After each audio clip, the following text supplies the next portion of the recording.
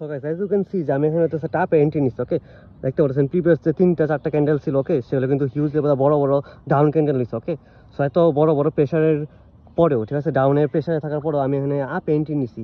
Because আপনারা দেখতে পাচ্ছেন যে নিচে হইতেছে ভালো একটা সাপোর্ট জোন আছে। ওকে, এখানে একটা ভালো সাপোর্ট জোন আছে।